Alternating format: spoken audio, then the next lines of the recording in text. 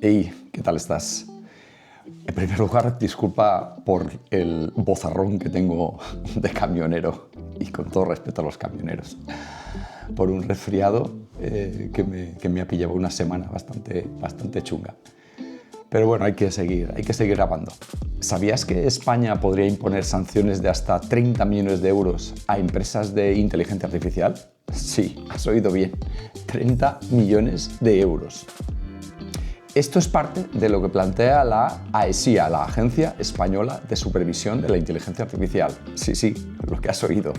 Un organismo que promete revolucionar la regulación de la IA en nuestro país. Pero yo me pregunto, ¿es este realmente el camino correcto? ¿O estamos de nuevo ante un exceso de burocracia que incluso va a frenar la innovación? Arranquemos.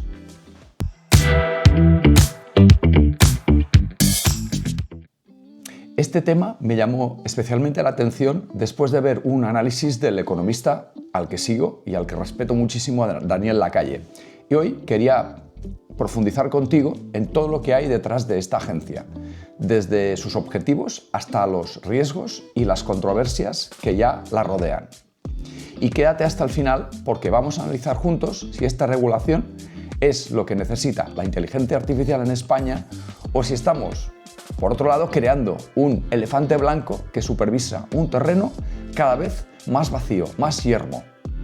Pero antes de empezar, suscríbete al canal, porque esto va a ayudar a que estos contenidos lleguen a más gente como tú y poco a poco vayamos ampliando la familia en la que ya el canal se ha convertido. Primero veamos qué es la AESIA y qué está buscando.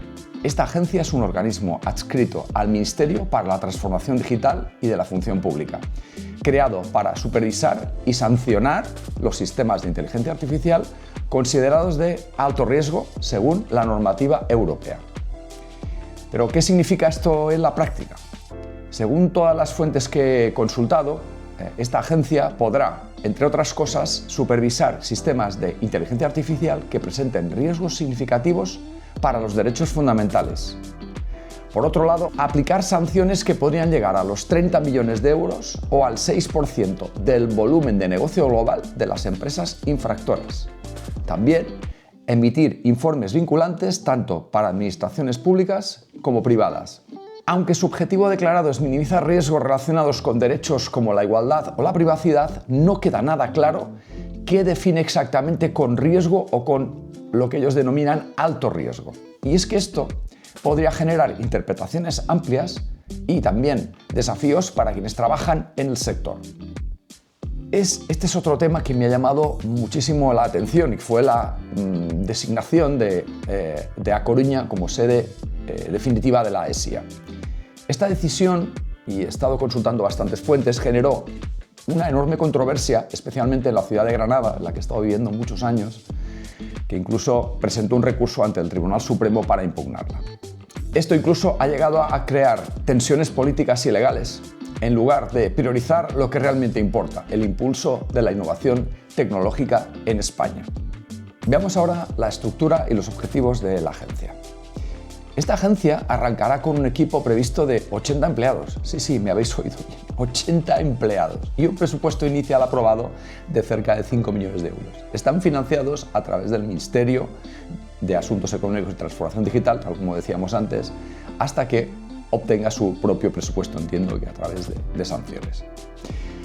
Entre sus principales tareas van a destacar la emisión de certificaciones voluntarias de sistemas de IA, conocidos como sellos de calidad. Por otro lado, la creación de entornos de prueba, o bien llamados también sandboxes, para fomentar, en este caso, la innovación.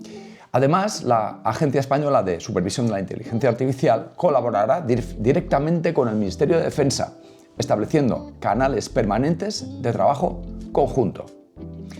Aunque no se especifica un uso militar de la inteligencia artificial, esta relación podría plantear preocupaciones sobre el control social o aplicaciones de vigilancia. Por cierto, siempre en nombre de tu seguridad, nunca lo olvides. Delante de esta agencia está Ignasi Belda-Reig. Quería ver quién era Ignasi Belda-Reig y realmente es un gran experto en inteligencia artificial con un currículum muy impresionante. Veamos un poco qué logros podemos destacar de su trayectoria. Ha dirigido Intelligent Pharma, una empresa pionera en tecnologías computacionales para el diseño de fármacos. Ha sido el director del Parc Científic de Barcelona, liderando proyectos multidisciplinares. Tiene también reconocimientos como el Premio Príncipe de Girona en la empresa en el 2014.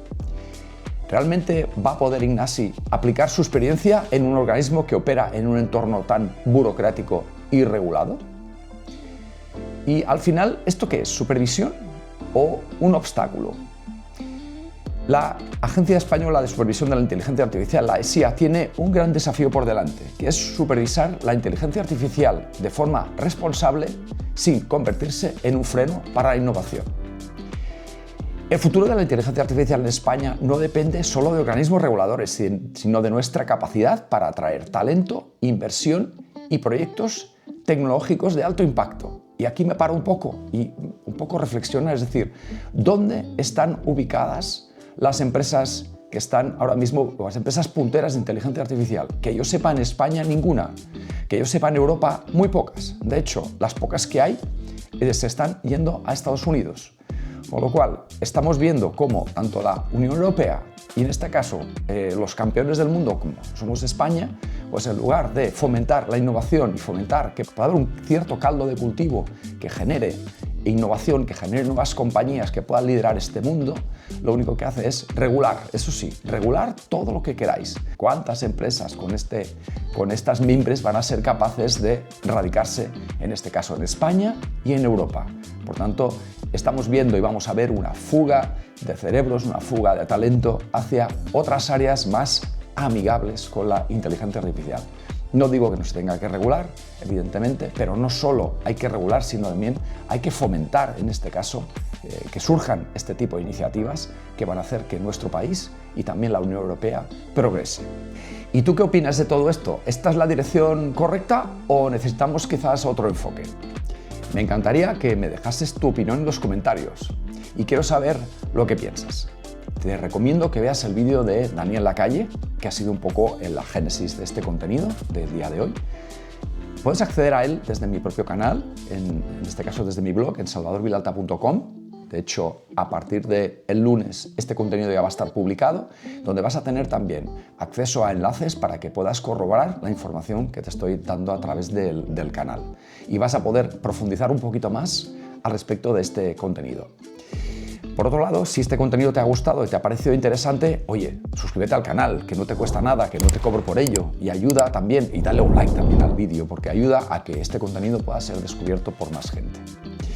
En breve os voy a plantear un pequeño sorteo de una suscripción a una herramienta de inteligencia artificial. En este caso va a ser Canva, de la cual ya os hablé la semana pasada, y en el próximo vídeo os voy a dar un poco cómo vais a poder acceder a este sorteo, que va a ser tanto para suscriptores actuales como para nuevos suscriptores del canal. Y vamos a poner un objetivo y cuando lleguemos a este objetivo vamos a, en este caso, a sortear esta suscripción a esta herramienta de inteligencia artificial. Hasta aquí el vídeo de hoy. Espero que este contenido, como decía, te haya resultado interesante. Espero que tengas una fantástica semana y nos vemos en el siguiente contenido. ¡Chao!